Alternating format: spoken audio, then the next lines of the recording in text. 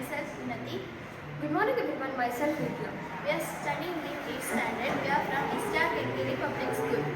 Today we came up with a project called Smart Digital Calculator with using 4x4 keypad, and LCD with using Arduino microcontroller.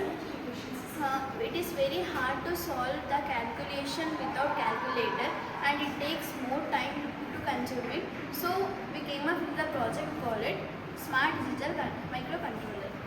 In this project, we are using 4x4 keypad for input, Arduino microcontroller for controlling the circuit, and LCD as interfacing display. And now here we are using jumper wires for connections. Application: we can use this in mathematical calculation. Thank you.